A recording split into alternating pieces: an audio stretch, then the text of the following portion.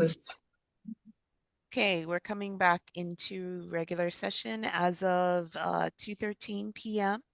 We do not have any new business on the agenda. The next issue on our agenda is the Executive Director's Informational Status Report. Riley? I'm sorry, Chair. Can you just confirm for the record that we do have quorum again in the Oh, regular session? yes, I'd like to confirm for the record that we do have quorum. Do I need Laurence to do anything with roll?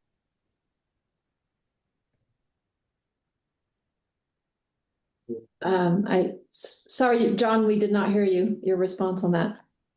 Is roll call needed? We don't need a roll call again, just No, confirm. we have 7 for quorum with Director Bruce and Director Lynn leaving. We'll have 7. Thank you, we're good to go. 8, I think. So hopefully I can go through this a little quickly. 8, 9, we have 9. Yeah, this is our financial as of October 31st. And I worked with our team to change the layout of the data of our financial information to 3 different sections. The first is our actual revenues from lease and facility income. That's in that kind of tan pink color. The total recovery and reimbursements from our seawater and freshwater activities. And then other, meaning other grants or other revenue resources. So this is the revenue page from actual 2024-25, budget 26. Then for the reporting period of July to October 2026, budget, and the July-October 2025, last year's actual. So for this actual July-October 26 and actual 2025. Okay. So, and then these are the variants. So these are the actual income buckets that occur at NELHA. And you can see it's pretty close and to just slightly ahead in the lease area, along with the seawater, freshwater activity. Nah. Laurence, next page. Austin. Austin. Oh, sorry. There, sorry. I have no control. Who's driving this? Okay, and so here is in the same color coding the expenses associated with the areas, the tan being in the leased area and the seawater systems. These are the expenses. Okay. And so in black, I highlight this because these are fact of life financial impacts on NELHA that I believe are material and significant. The on the top from our lease payments, OHA gets receives by law 20%. So far year to date from 24, 25, 20, and what we're budgeting in 26 is the 499,674,000. This goes to OHA based on the top dollars, not net of expenses. And then we also have payments, which is normal for any type of attached agency to the state government. And that is the central and admin services, and 174,000 in 2024, 214,000 25, budgeted to 18, and then so far, that's a little higher. And but a lot of these budget related, government related things are related to the time of day in which we're reporting. Since we're on a cash basis, we can't, we don't accrue or set aside as a receivable. So it's kind of lumpy in how it reports out. Then with the total administrative expenses, this is expenses that are supported by the lease rent financial revenue. With the one note on the administrative expenses, under the third line here is the allocated insurance premium. This is again another item which is allocated from the state, and NELHA this year is going to pay 139,000. Last year was I know Dave asked last time about the insurance going up or down. So it's actually going down, which is a great thing. But if you count the numbers in black and white, and this number is close to $2 million that NELHA will be paying over the course of the year.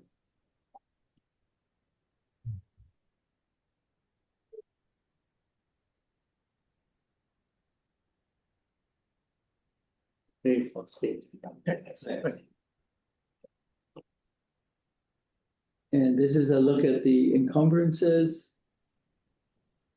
and the special fund balance. Special fund balance is the $833,000 balance we have. Okay. And this is just a graph tracking the balance of the special fund over the years. Next. I can. Please zoom that in. This is our encumbrances of large expenses that we've obligated to, Sorry. that we pretty much amortize on a monthly basis or as the contract gets performed. But contractually, these are the lump sum balances remaining on contracts we are obligated to pay.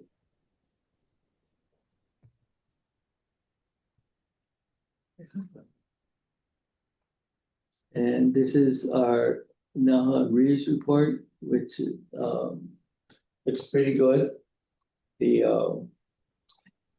one remaining is Ocean Rider, but this is the other tenants that have had their payment plans, have met the payment plans, and are actually at a zero arrears balance right now. So the rest of the document is the previous format of the financial presentation, which has all the detailed lineups, lines of information that roll up to what I just went through. And you have if you are interested, you can go through that on your own. If you want to dig in deeper to the financials. Go ahead, Vice Chair Cheryl. Thank you. On the special fund balance, I remember asking at a certain point, especially I believe when we had the transition of the last executive director, one of my questions was at what point, like what's the early warning signs for the board? And I thought the rule of thumb metric was that the special fund typically sits at $1 million or a little higher. We seem to be trending a little lower. I can't tell if it's seasonality or if it's something to be concerned about. Do you have any color on that? Not only that, it's related to the encumbrances and how we get hit heavy in the beginning of the year, along with the like the OHA payments and transfers. Can you go to the previous slide? Oh, no, the next slide. Yes. So I'm tracking where we're at that orange that's intersecting with the Right. blue, right? So we should expect to see a pickup similar to the end of the year. Is that kind of where we're at, or are we tracking to be at a new range for the special fund? We should track to similar to the end of the year. So because if my understanding is, how does that work? So the previous year was the gray line, right? So it looked like we closed at under like a little over 1.1 million, but we opened up at 700,000.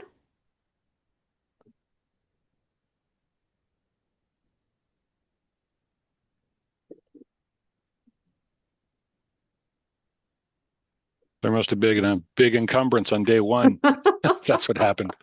That is a good point. But relevant to being over 1 million, that seems to be. I recall Greg mentioning that one time that he's comfortable when it's up there. He strives to keep it there. It looks like it's the minority of times over these past Yeah. few years, but that is a good question. And Riley, I don't know if you have an answer right away. Is why does the closing amount of the gray line not line up with the starting amount of the orange? I'll have to take a look at that. And I guess if we're at a Okay, new okay. normal for the board to kind of, get some comfort, because there's a lot of numbers, right? And there's a lot of pretty technical state accounting stuff in here too, right? But I Right. think like, what's that benchmark that we should be paying attention to?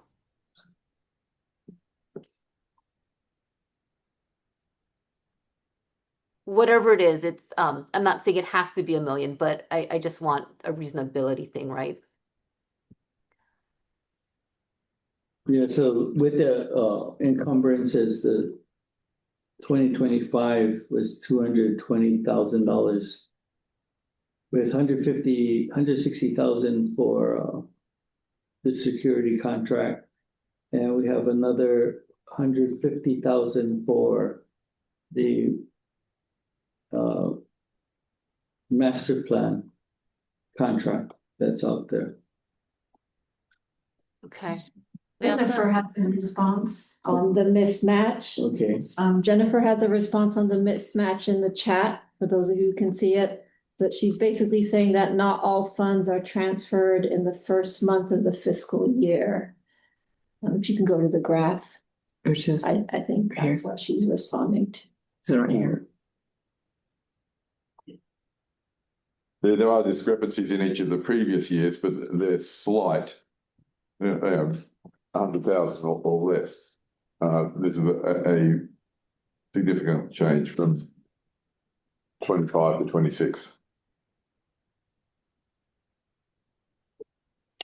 I can Yes. follow what Jennifer said, and I'm also going to guess that the smoothness of these lines is a feature of the graphing software, but not really the raw data, which is probably monthly. Correct me if I'm wrong on that, but a little more look behind the curtain on how this is put together might help us understand it a little better. That's a good point that Jennifer brings up. This is a special fund. You have to roll the funds forward, and it takes time to do so. I can't. The what? Can you bring the chat up on the screen? I'm not logging. Yeah, it just says not all funds are transferred in the first month of the fiscal year.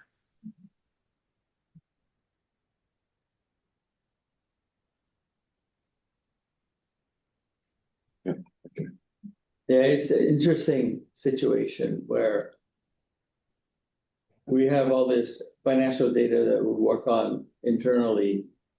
And then there's at least 2 accounting systems statewide that we work with. And some of it in cash reporting, because we are cash. It might be in our account or deposited.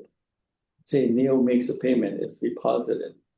But unless it's moved by somebody somewhere, and they go, oh, here's Neil's payment.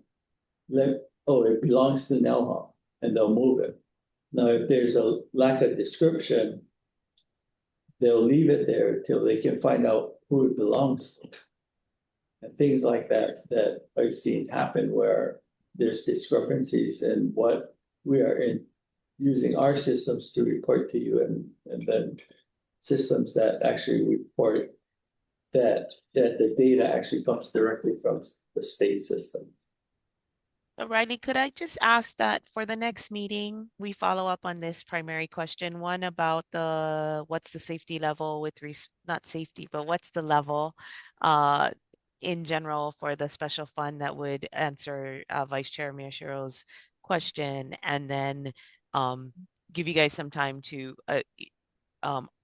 address the changes in the graph or the gaps in the graph, just so we can answer the question. We don't have to answer it right now. Is that okay, Okay. Vice Chair? Yeah, absolutely. Okay. Do we have anything else that's part of your report, Riley? No, Okay. That's all I saw on the agenda. Is that correct?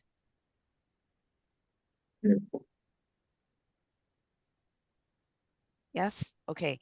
So our next regularly scheduled board meeting will be on Tuesday, January 16th, 2026 at 1 p.m. If there is a need to call a special board meeting, we will do that with the appropriate notifications. And I'm gonna hereby adjourn them. Oh, go ahead.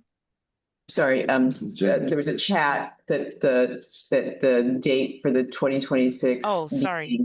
Is the 20th of January. Oh, I The apologize. third Tuesday. That's the third Yeah. Tuesday. Our mistake on the announcements. So I'll make that change. Thank But you. right here, Hang on, it's correct here, it's correct here. let me just see. Hang on. Yeah. Is it correct on the? Yes, in the board book, it's January. Yeah, it Yeah. probably was my error. Sorry. Okay, good, okay. Okay, so the meeting will be adjourned at 2:30 today. Thank Do you, we- everyone. You, everyone.